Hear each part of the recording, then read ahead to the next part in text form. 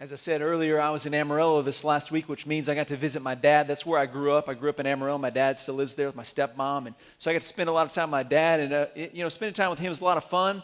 And always brings back memories of things that happened when I was growing up and when I was little. And I lived with my mom and dad before they divorced. My dad was very serious about obedience. He wanted us to obey him. And I can remember one time as a little kid, we were at McDonald's after church with some other families, and so all the little kids were sitting at one table, and all the adults were sitting at another table. And as you probably know, little kids at that table were getting a little bit rowdy and excited and having fun, and I was right in the middle of all that. My dad, says, keep it down, stop acting up over there. And so what do? I keep acting up over there, and I get these little ketchup packets, and I start discovering that if you bend them in half and you really squeeze them really hard, that they do some pretty cool things. If you've never tried that, try it, but wear like a poncho or something before you do it. Well, I started doing that, and the other kids at the table thought it was really funny. I thought, well, man, I'm going to get really crazy. I'm going to step on one really hard and just see what happens with the ketchup. And so I do that, and the ketchup out of that packet flies about 4 feet into the air, lands on the coat of the lady that's sitting at the table with my dad and those families. Well, at that moment, I immediately recognized my life has gone from okay to really, really bad. My dad sees what happens, and he just says, you wait till we get out of here, and it's not a good situation. My dad really made it clear to me that if I live under his rule, good things are going to be happening to me because I get to experience the benefits of being his son. When I don't live under his rule, I'm not going to experience all the benefits of being his son. He's going to retain some of those benefits from me, and in their place, he's going to provide some incredible instruction for my life. You know what I'm talking about? Not a good experience, but yet that experience was a great life lesson. Today in 2 Chronicles 17, we have a great life lesson. Let's look at the story of Jehoshaphat together. And the first 6 verses is simply an introduction to Jehoshaphat's reign and rule and God's response to the way Jehoshaphat lives. Let's read verses 1 through 6. Jehoshaphat, his son, talking about Asa there, his son then became king in his place and made his position over or against Israel firm. He placed troops in all the fortified cities of Judah, set garrisons in the land of Judah and in the cities of Ephraim, which Asa his father had captured. The Lord was with Jehoshaphat because he followed the example of his father David's earlier days and did not seek the Baals, the false gods, but sought the God of his father, followed his commandments, and did not act as Israel did. Remember, Israel is rebelling against God under the kings that are ruling in Israel. We get this divided kingdom because the son of Solomon was foolish, and God was bringing judgment because of Solomon's idolatry. And so you get the split kingdom. So you got Israel under a king that's leading them away from the Lord, and you have Judah now under Jehoshaphat, and God's saying under Jehoshaphat's reign, they're not going in the direction of Israel. They're actually seeking after the Lord. So, verse 5, the Lord established the kingdom in his control, and all Judah brought tribute to Jehoshaphat. He had great riches and honor. He took great pride in the ways of the Lord, and again removed the high places, the places of idolatry, and the ashram, which is just another form of idolatry, from Judah.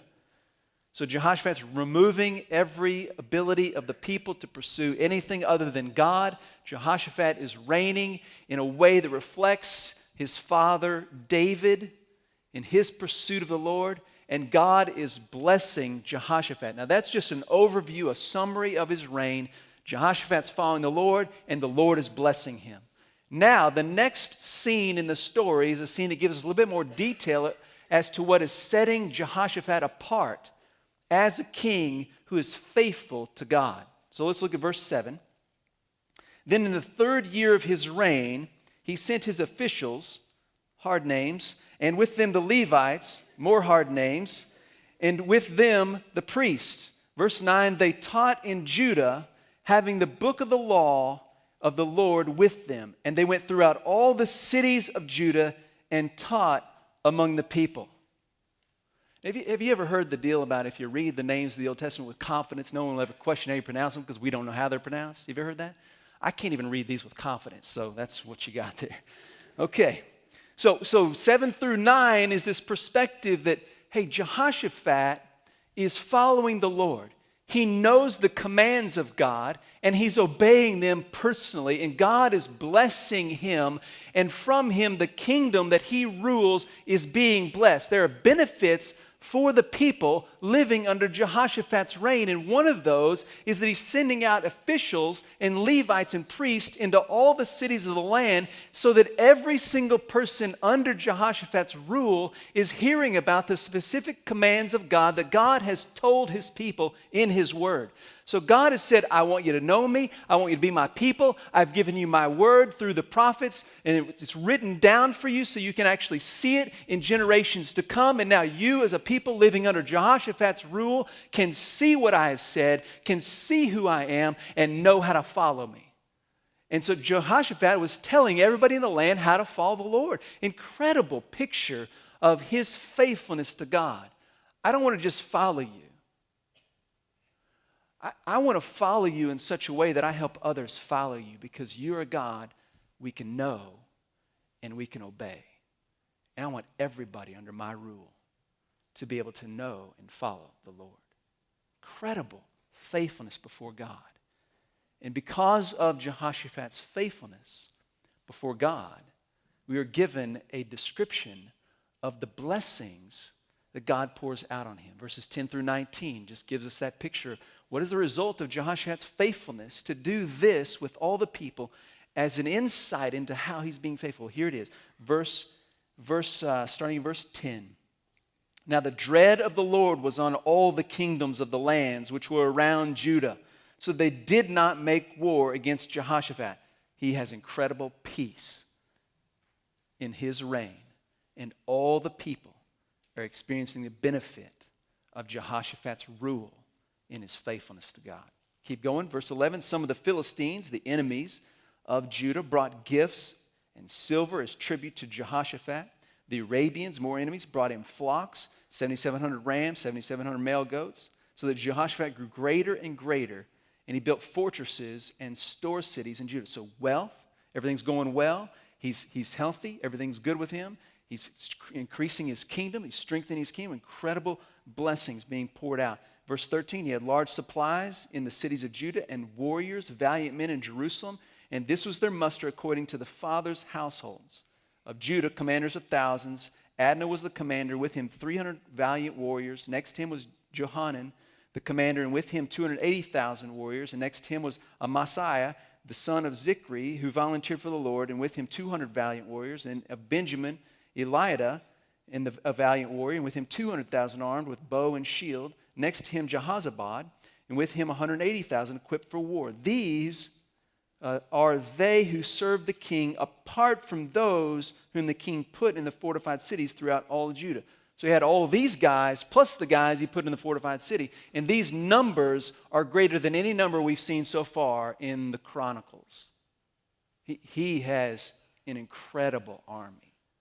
So he has protection, he has provision, he has wealth, he has health, he has everything he could want to have. And his people are experiencing the benefit of living under the rule of Jehoshaphat. And all of these blessings are coming on him and the people because of his faithfulness before God. All right, so what's the life lesson? I mean, Jehoshaphat believes in God. And as a result of Jehoshaphat's faithfulness before God, Jehoshaphat is wealthy. And all his enemies are even bringing him stuff so that he's getting wealthier and wealthier. He's got no problems health-wise. He's got no threat from anyone in his kingdom or outside his kingdom. He has incredible prosperity. He has incredible protection, incredible provision, peace, unbelievable peace. Okay, Jehoshaphat simply trusting in the Lord, and the Lord is bringing these blessings on his life.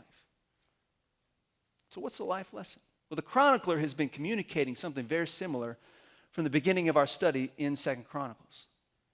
Solomon was promised wealth and health and prosperity and peace.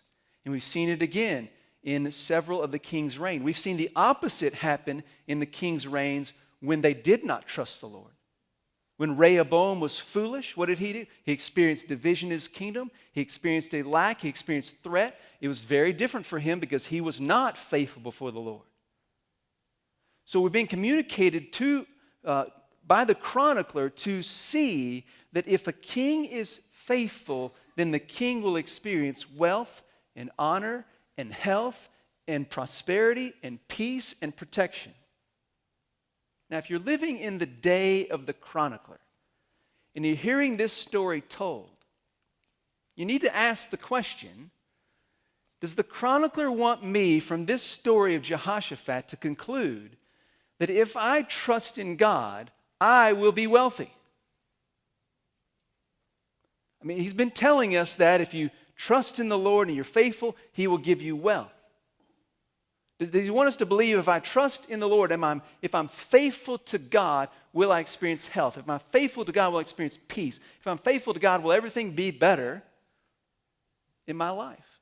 Because I'm faithful to God. Now, I think that's definitely one of the ideas that is a thread through Scripture. And I want to communicate it like this. Faithfulness to God always results in the blessing of His kingdom.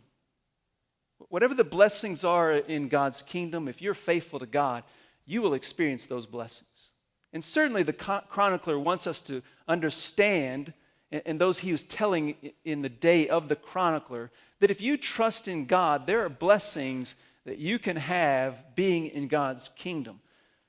But there's no way the chronicler wants individual people to think that if they are faithful to God, God will make them wealthy, because every bit of the experience of wealth, health, and prosperity in the kingdom of Jehoshaphat was tied to the faithfulness of the king. And that's the way it's been throughout the entire Chronicles. Every bit of the experience of the people having the blessings of God is contingent upon the faithfulness of the king. So what he wants them to see is that the faithfulness of the king brought forth the blessings of God promised to the kingdom. And what you see in the story of the Chronicles is as the king goes, so the people go. If the king is faithful to God, he experiences these blessings that God has promised, which in Chronicles is wealth and peace and prosperity and health.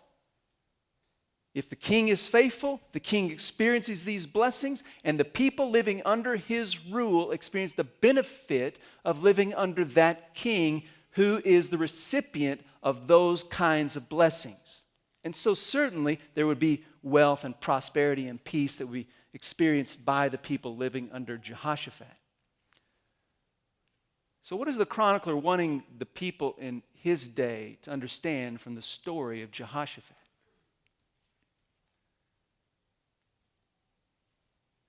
If we have a king who is faithful before God, we will experience the blessings of the promises of God to that king in that kingdom. So if you're living in the day of the chronicler and you hear this story and you recognize that the blessings of being a part of the kingdom is contingent upon the faithfulness of the king, and you look around and you don't have a king, what are you going to be thinking? Lord, would you bring us a king? That is the essence of Chronicles. God is faithful to his promises, and he's going to pour out his promises in a kingdom under a king's rule, contingent upon the faithfulness of the king. And God has told the people from day one, I'm going to place a king on the throne of David, and he will reign forever. The people in the chronicler's day are back in Jerusalem. They're back in Israel. They've rebuilt the city. They've rebuilt the temple, but they have no king. And what does the chronicler want them to do? To trust God to answer his promise of giving them a king, and to not give up, to trust him no matter what. Because when the king that he's promised gets on the throne of David, and he is faithful before God, then the blessings of that kingdom will be far greater than the blessings seen in Jehoshaphat's day. So wait for the king. That's what he wants them to get. Because everything is contingent on the king's faithfulness to God. One of the reasons I love 2 Chronicles is because in so many ways, the message of the chronicler to those in his day is a very similar message to us in our day. I mean, we are waiting for a king, are we not? I mean, as a follower of Jesus Christ, are we not commanded and commissioned and encouraged through the New Testament to wait on the return of Jesus? You know the big difference between us and those in the chronicler's day? The big difference? They were waiting for the first coming of a king they did not yet know. They had not yet met. We are waiting for a king to come again, a king whom we know.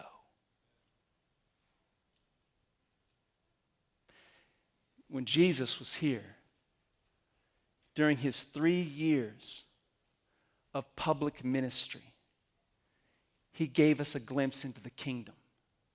Now remember, everything's happening with Solomon, everything's happening with Rehoboam, everything's happening with Abijah, everything that's happening with Asa, everything's happening here with Jehoshaphat, are all deficient in the sense that they are not the promised king. But there's something about each one of those that's pointing us towards the promised king. So in a way, Jehoshaphat's reign and his kingdom is pointing towards the coming kingdom under the one who will reign as eternal king. So certainly we have this glimpse into what's coming when the king sits on the throne forever. And it'll be better than Jehoshaphat. Well, Jesus kind of gives us a glimpse into that during his 3 years of ministry on the earth. It's like he just brings back the veil upon the earth just a little bit and says, I want you to see what life is like when I am king. And what does he do? He begins his ministry with miracle after miracle after miracle after miracle. At times in the Gospels, Jesus is said to have healed every single person around him. That anybody that was around Jesus who had any kind of physical ailment, any kind of sickness or disease, was healed because they were around Jesus. He was healing them all. Anybody that had demon possession, had threats from a spiritual power opposed to God, if they're around Jesus, what happened? Every threat was muted. Every demon was cast out. Everybody was set free. If you were around Jesus, you had everything you need. How many times did he feed people that needed food? And what did they end up with? An abundance, more than they could even put in their stomachs in one day. I mean, they had so much left over. It's unbelievable. It's staggering what he could do with so little, miraculously providing. If you were around Jesus, you had everything you need. If you were around Jesus, nothing made you sick that he could not heal. If you were around Jesus, no enemy could come against you that he could not conquer. If you were around Jesus, he would provide you everything you needed, everything you wanted, everything you had to have in that moment. If you were around Jesus, nothing went wrong ever.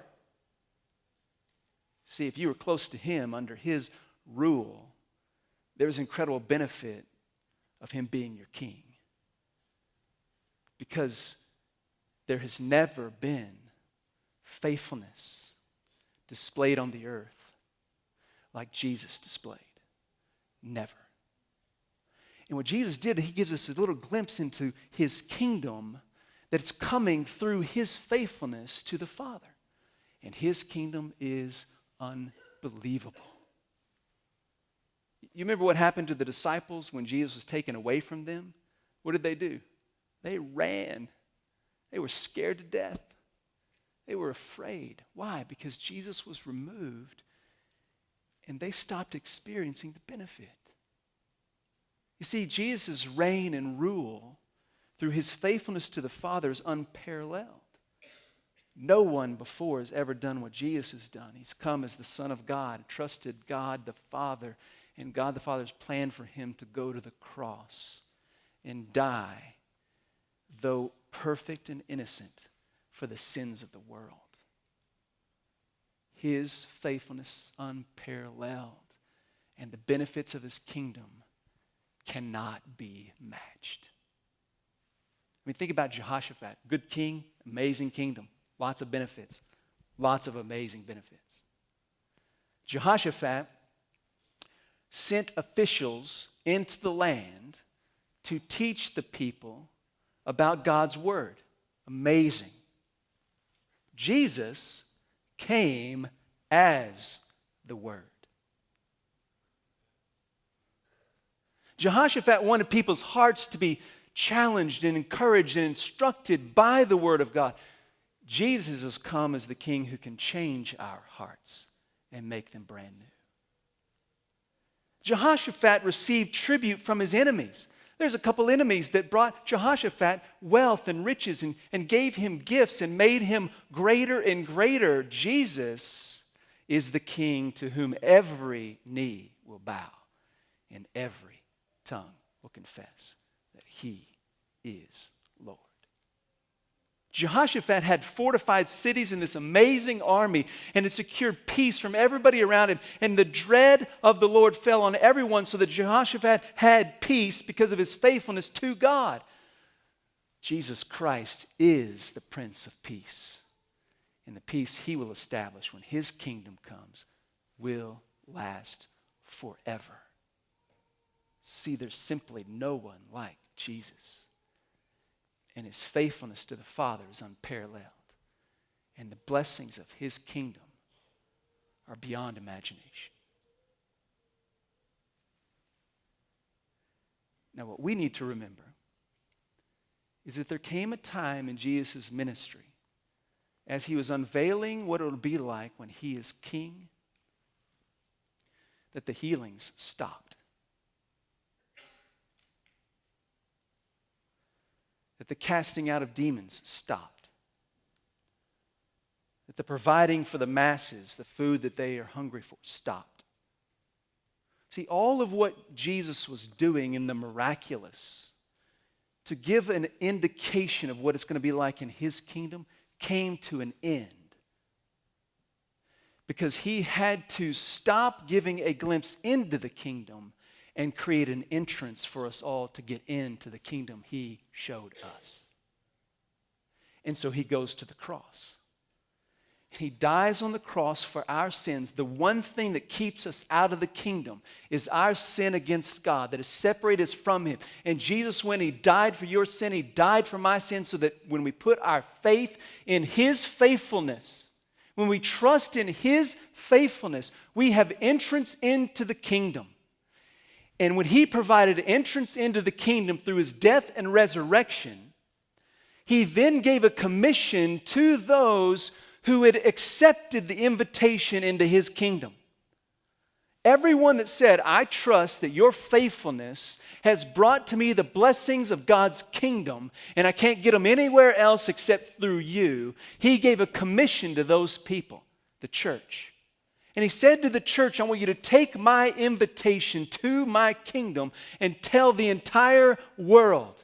Because they need to accept my invitation, because someday I'm coming back. And when I come back, I'm going to establish my kingdom as you have seen it permanently forever. And only those who have responded to the invitation will be allowed into my kingdom. And everyone else who has rejected that invitation will be separated from me forever in hell.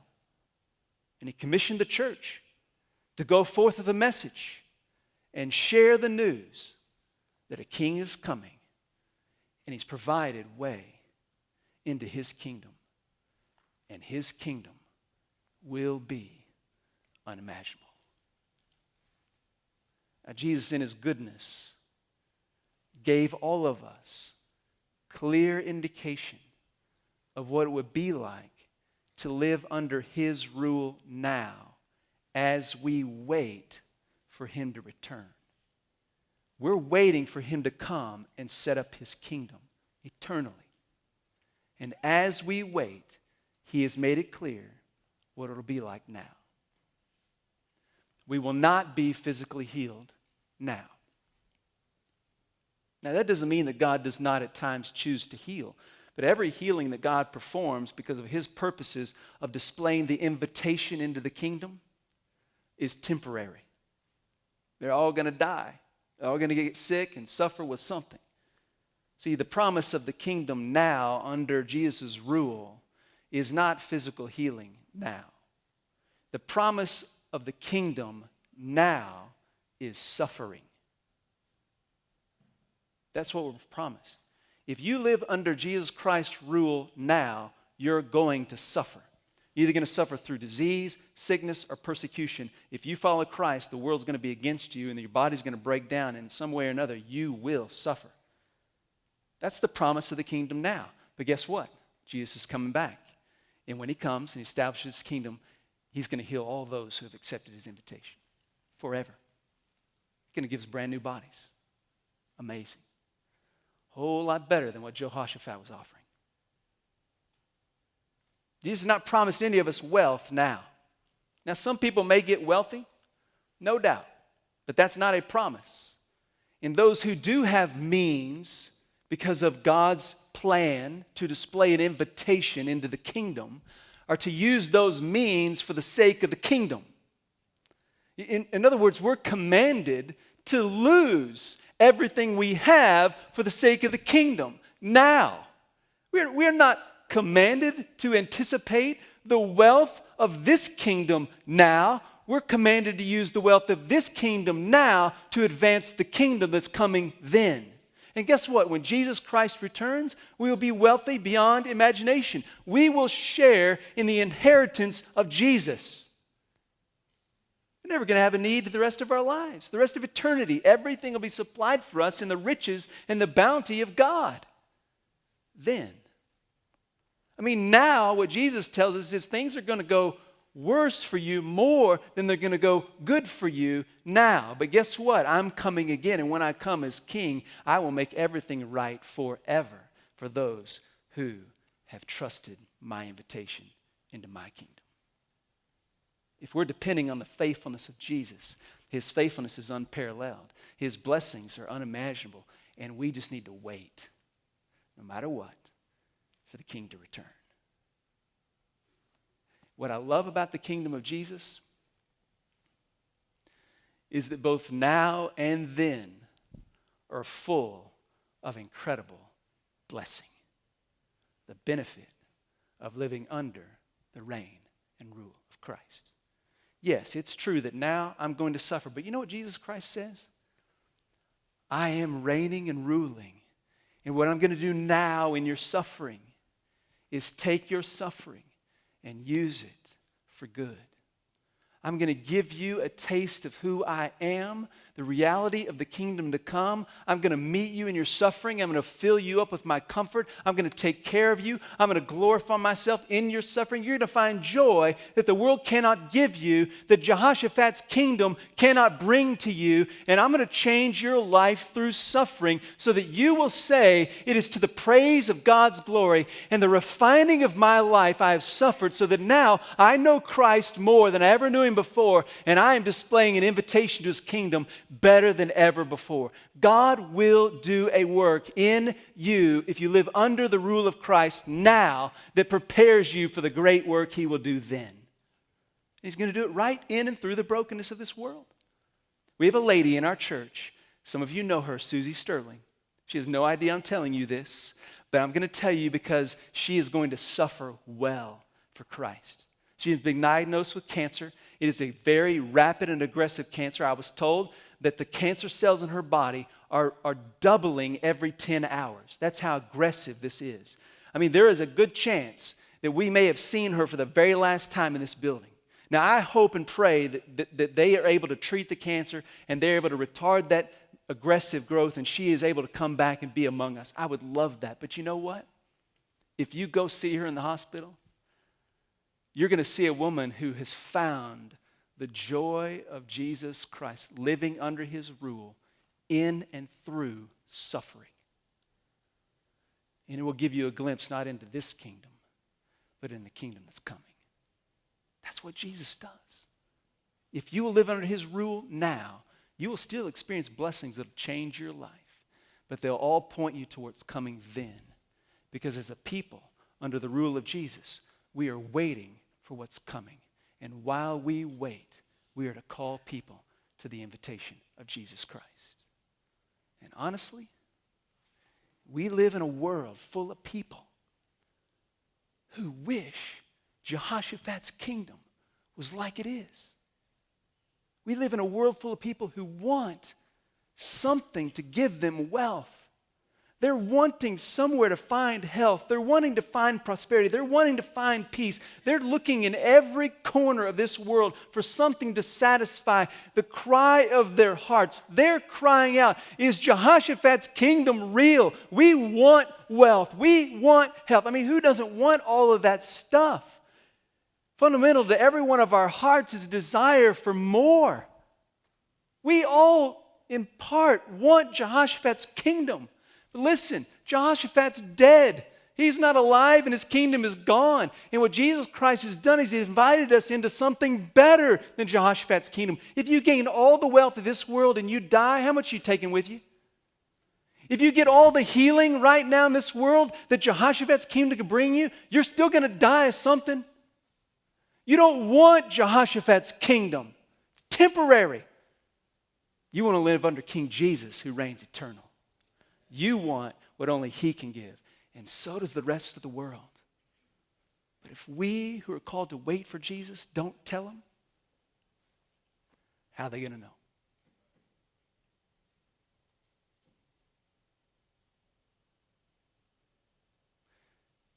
So the question you got to answer today, are you living under the rule of Jesus now?